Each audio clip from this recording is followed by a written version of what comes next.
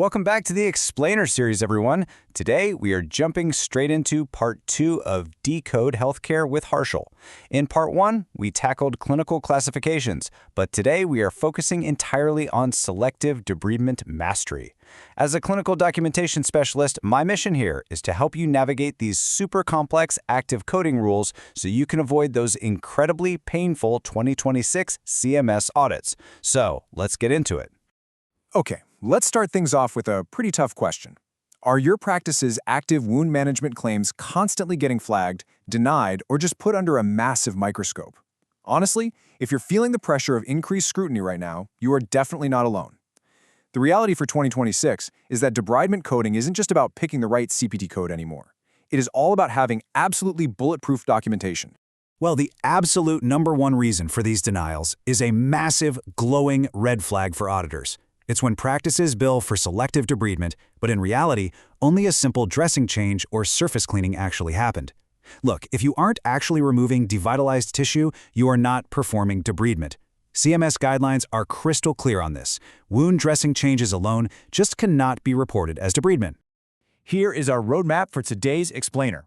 We'll cover the #1 audit trigger, define selective debridement, go over the 2026 code set definitions, master that tricky surface area math, walk through a step-by-step decision flow, and finish up with the golden rules for compliance. All right, moving right into Section 1, the #1 audit trigger, and exactly why these claims get denied. So here is what actually trips folks up the most out there in the real world. First up, billing the 97597 code when zero actual dead tissue was removed.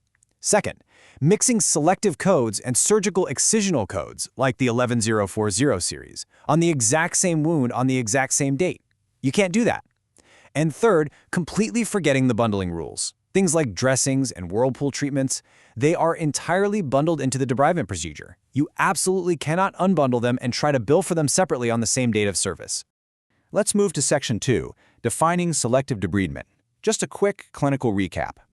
When you look at the whole spectrum of debridement types, all the way from autolytic up to surgical, always remember the primary goal. The core objective of any debridement is just cleaning up the wound surface to help it heal. We are removing unhealthy, necrotic, or infected tissue to make way for healthy tissue to do its thing. The absolutely crucial point here is that selective debridement has very strict boundaries. It literally means you are only taking away superficial, non-viable tissue, like dead epidermis or dermis. You are absolutely not cutting into deeper, healthy structures like subcutaneous fat, muscle, or bone. Think of this process as a gentle, highly targeted surface cleaning that is entirely guided by your clinical judgment. Now for Section 3, the 2026 code set definitions, specifically looking at 97597 and 97598. Your primary base code for this procedure is going to be 97597. You'll use this specific code for the selective debridement of open wounds, and it covers the first 20 square centimeters or less of total surface area. But hey, what if you're dealing with a larger area? That is exactly where your add-on code comes into play. If your total debridement area goes beyond that initial 20 square centimeters, you will tag on CPT 97598, and you'll use that for each additional 20 square centimeter increment, or honestly, even just a fraction of that increment. Now this comparison right here beautifully illustrates the ultimate boundary line. Depth dictates your code set. If you are only removing surface devitalized tissue, you stay safe and sound in the 97597 family.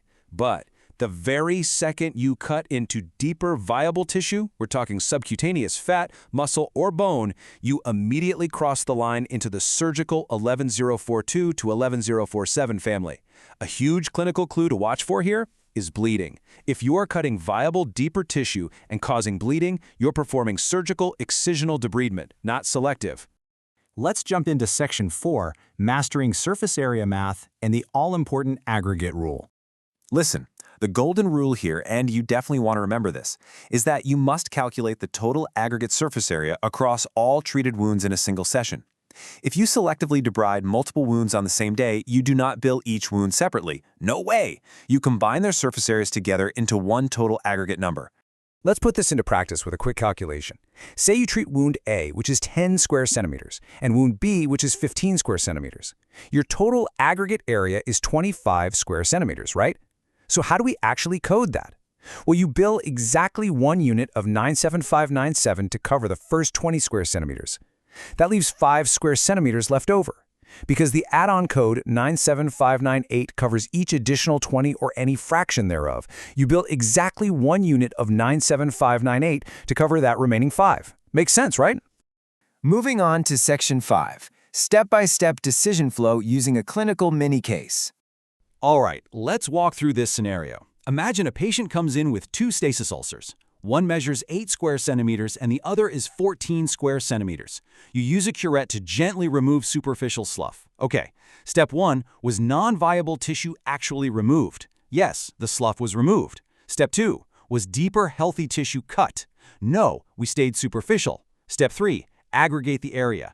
8 plus 14 gives us 22 square centimeters.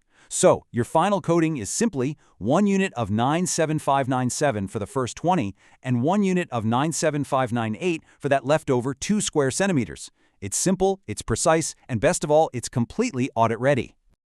Bring it home with Section 6, Golden Rules for Compliance and your documentation checklist.